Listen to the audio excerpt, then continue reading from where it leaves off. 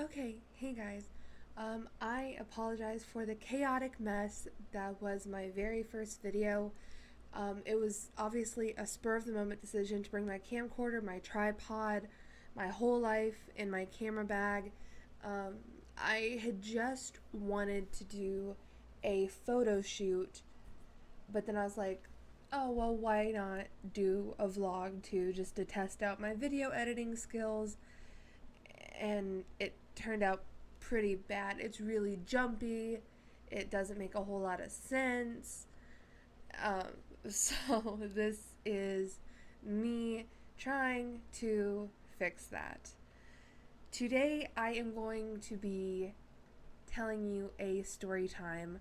I know this is overdone. This is probably cliche at this point because everyone is making up stories. Everyone is trying to get the views about this whole sex trafficking thing, because it is such a big thing in the United States now. Like, there's so many horror stories that are actually true, but then there's also people that are jumping on the bandwagon, trying to get views, trying to get likes, that are completely making up stories.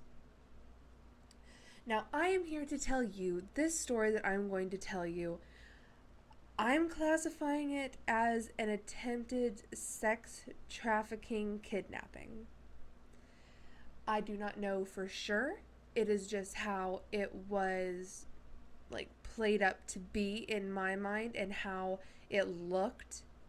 Because I also asked other people's opinions of it. So that to me is just how it looked in my mind.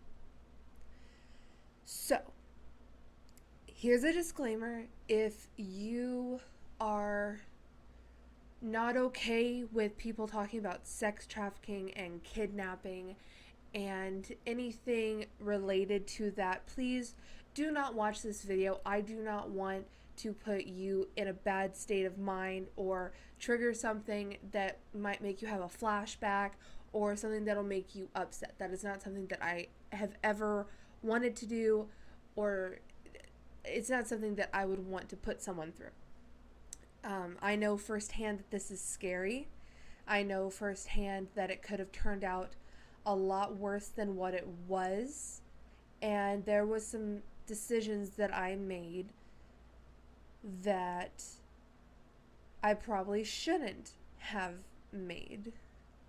And I'm not putting the blame on myself, because you should never blame the victim, but I'm putting the blame on myself for being so naive to let this type of event happen. But it tells you what type of person I am. So let's get into it.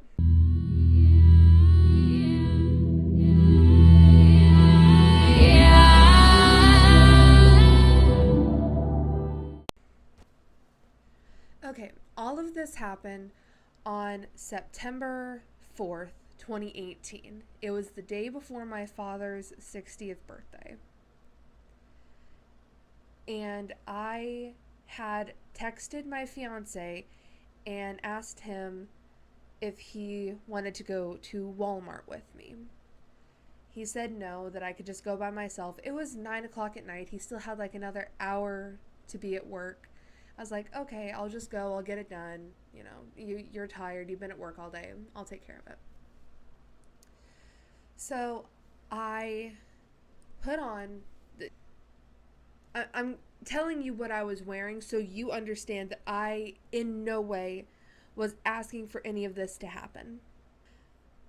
I was wearing a tank top with thicker straps than this, and it was pink, and it had stitch on it. It said Ohana, and I got it from Walmart. Wasn't see-through, wasn't anything. I was wearing a pair of black leggings. I have some shoes that I got from JCPenney's that are gray, and they have two fuzzy balls on them, and for a while those were my favorite shoes because they were so comfy. Had my hair up in a ponytail, and obviously, you know, I have piercings, I have tattoos, I'm that person.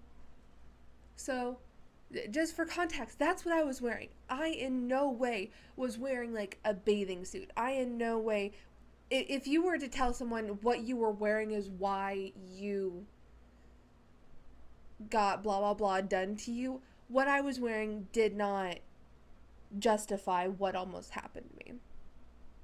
Nor does it justify what anyone wears. That doesn't justify what people do to other people.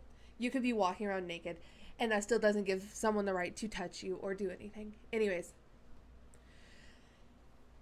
so I head out to Walmart.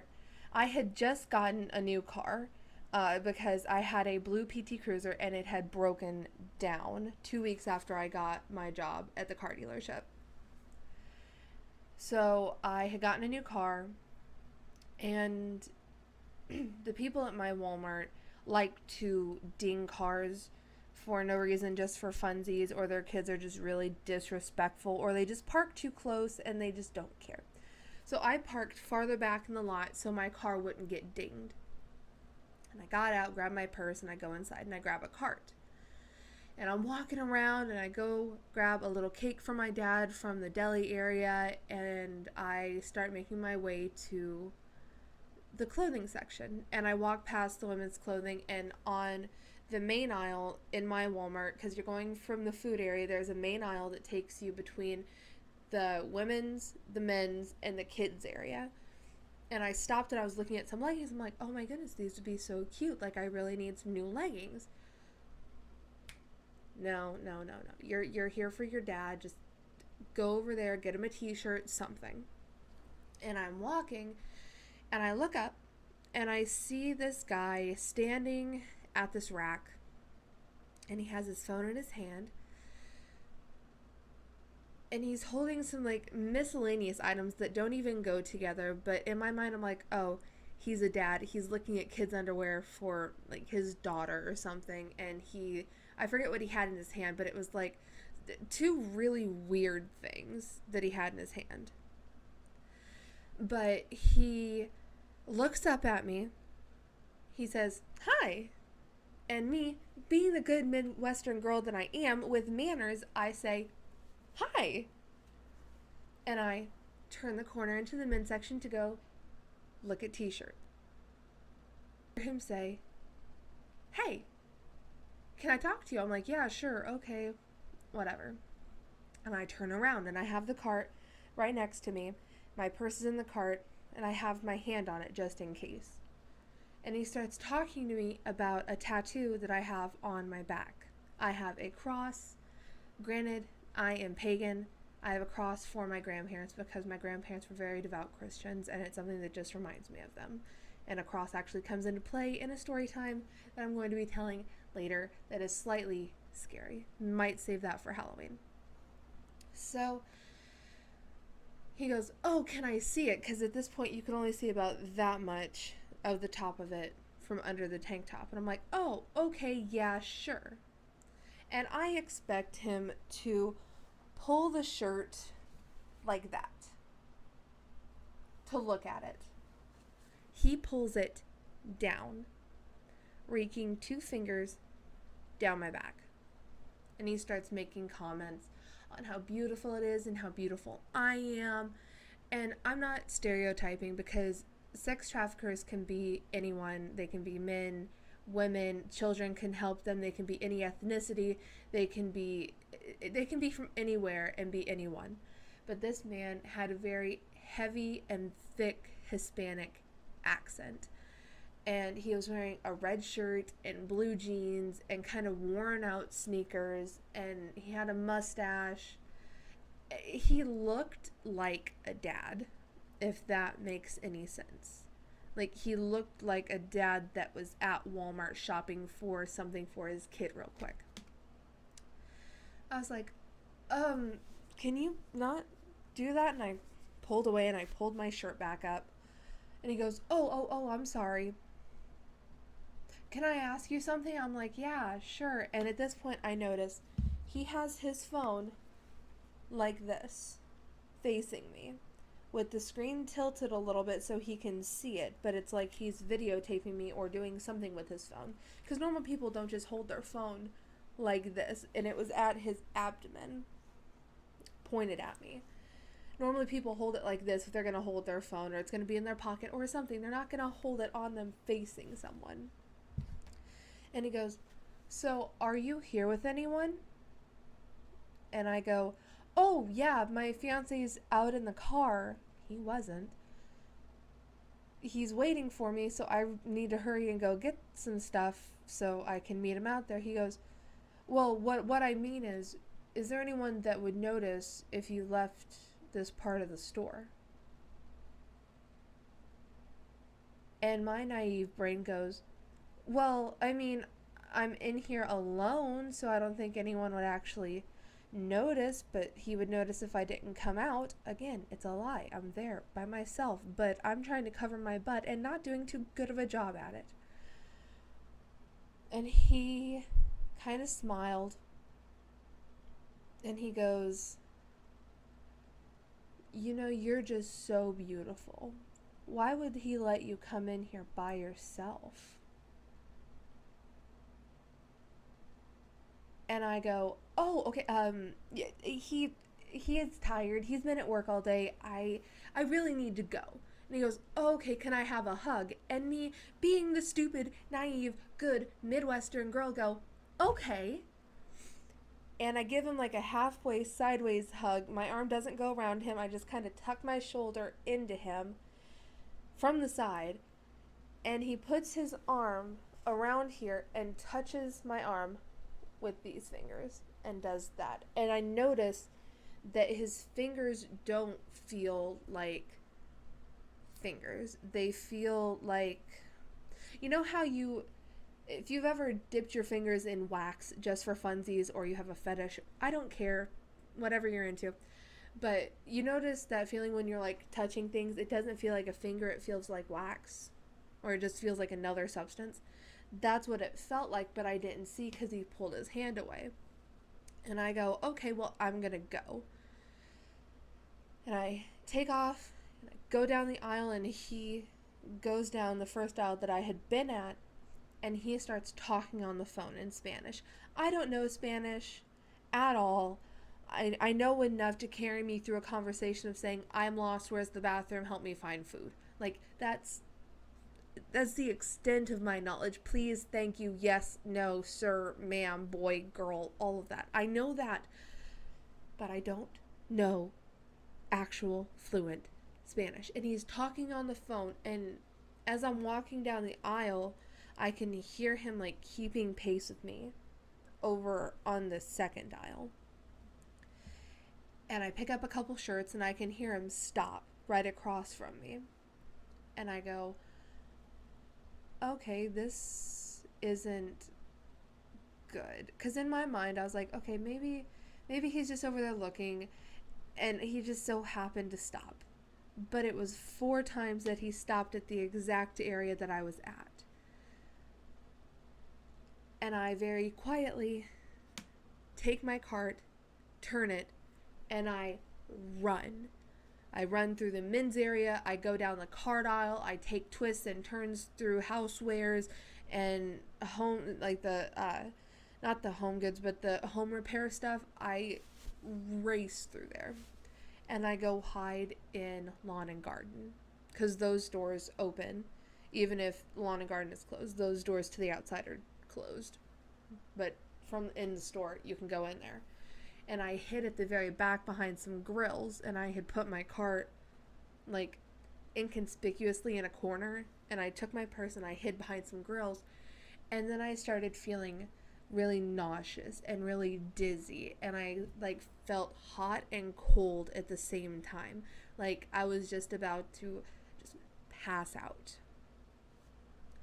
And I grab my phone and I text my fiance and I say, "Hey, this just happened." I kind of give him like a summary of what happened. "I don't feel good.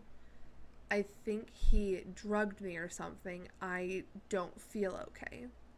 And he goes, "Is there any way you can get to your car?" And I said, "No, I still have to check out. I have to get the stuff for my dad, because I'm an only child. I very much care about my parents. And even if my life was in danger, the things for my parents come first. That's the type of person that I am. And he goes, okay, well, I'm going to be off here in the next 10 minutes. It's going to take me about another 10 to get there. Can you stay where you are? I said, yes. He goes, did you tell management? And I said, I don't know how to tell management that a man gave me a hug and had a weird conversation with me. Like, that's not going to raise any red flags, because the way I was telling it to him, by this point, I was already feeling like woozy. Like I was just going to drop. And I couldn't have like a normal conversation with someone without someone thinking that I'm drunk or I'm on drugs, which I probably was, but without my knowledge. So I'm sitting there and I'm hiding behind this grill, and I don't see the man again in the store. He texts me that he's outside, that he's pulling into the Walmart parking lot, so I go to the register and I pay. And I get my bags and I put my card off to the side as I'm walking out. And my fiance, the way that the aisles go outside where you park your cars, there's one aisle like right off the entrance, and then there's another one to the other side of the entrance. There's not one like right in the center. They're on two sides. And he's sitting at the one on the, if you're looking at it from the store, it would be on the left side of the entrance. And I look at him and he waves me to go to my car, and I look next to me, facing the wrong direction on the wrong side of the road in front of the Walmart, is this black truck with no discernible markings, with windows tinted, as dark as this chalkboard. You cannot see in, you cannot see anything. No lights, no nothing. It didn't even have, like, you know how Ford and Chevy and all that have the logos on the front of the cars? That was taken off. There was no front license plate, which in Illinois I believe is illegal, I think. I'm not sure. I'm not one to make up laws, but I was freaked out. It was just pitch matte black truck with tinted windows and no discernible markings. Does that raise any red flags for you? Raised them for me. So I look at Austin, and I look at the truck, and then I look back at Austin, and I start heading to my car, because my car was on the right side of the entrance, almost to the middle of the way back. And there was no cars around, and I was parked in the one spot that didn't have a light. One spot. Stupid mistake number 2. Or 3, or 5, or a million at this point. I don't even know. And I throw my purse and I throw my bag in, messing up my dad's cake. And I get in, I turn on my car. I don't even bother to plug my phone into the aux cord so I can call Austin. And we just take off. I'm following him like very closely, and I notice the truck had pulled to the exit where we needed to go. And I get kind of scared because the lights are still off. And then they turn out behind us. I don't know. It could have been a coincidence. It could have been someone just waiting, and I missed that the person they were waiting for came out and they were heading in the same direction as us because they lived over there. I don't know. It just seemed weird to me. I'm probably blowing this all out of proportion, but I'm telling you this from my memory because I was scared. I'm sorry. And they pull out behind us. And there's an 11th Street extension that they had just finished that goes past the Walmart out to the highway. And if you are going towards our house, you're going to go from the 11th Street extension all the way down past Stevenson and a gas station. So we are driving, and these people, whoever was in this truck, still had not turned on their lights. And I'm freaking out because I don't want to look down, plug my phone in, and miss something that happens and potentially, wreck and have them like right on me. Because Austin's not going to notice if I wreck like immediately. They're just going to be like there because they're behind me. So we get about 3 blocks from our house and they turn onto one of the streets. And Austin shoots me a text and he goes, "We're going to make as many turns as we can before we get home, and you're going to park your car in the driveway." And I go, "Perfect. Let's do that." So we start taking all these weird, turns. And it was about 10 minutes of just driving and making turns, making sure no one was following us. And I quickly pull up into the driveway and I pull between the houses, and he pulls up behind me so no one can see my car, because the way our neighbors' houses are, it's our house and our neighbor. And if you park right between them and then you park a car right behind it, unless you go through the alley behind our house, you can't see the rest of the driveway. And I run inside with all my stuff, and he's standing on the porch just looking.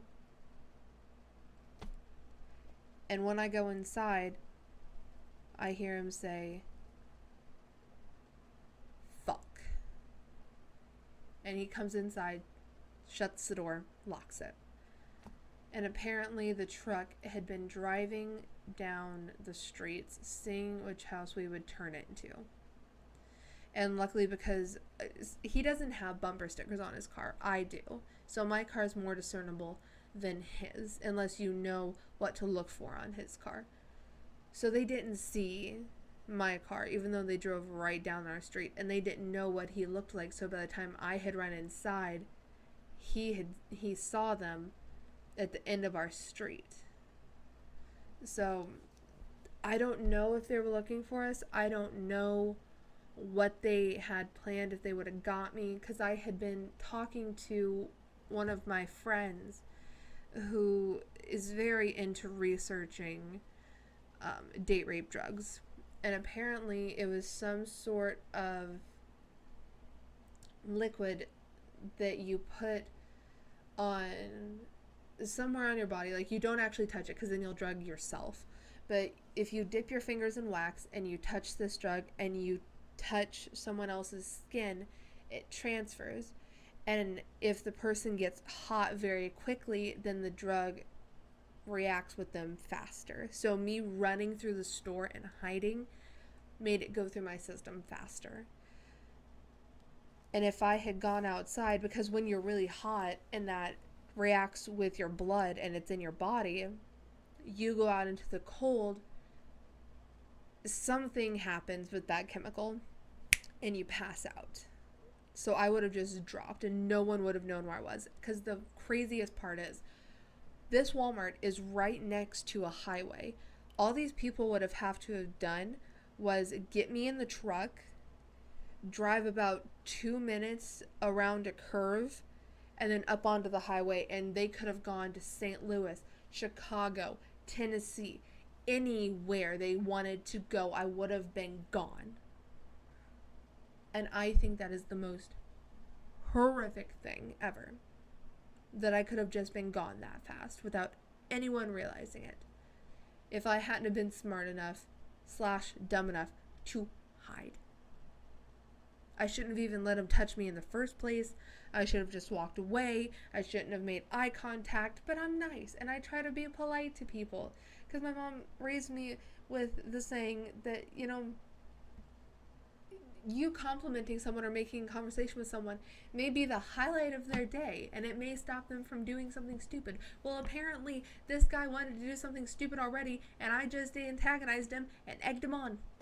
So this is just a warning to everyone, boys, girls, men, women, elderly, everyone.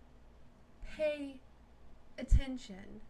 And this isn't telling you not to be nice. This isn't telling you not to make conversation with people. This is telling you to pay attention to your surroundings and to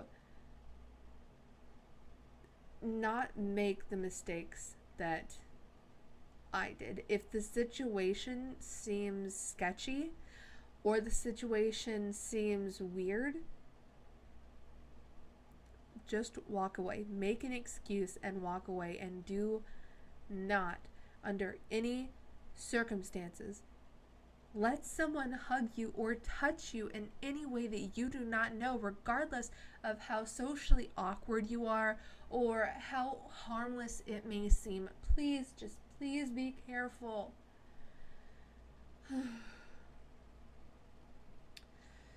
thank you guys for watching.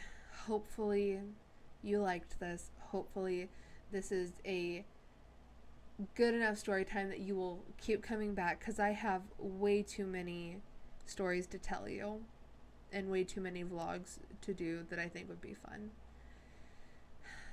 Thank you guys for watching. Bye.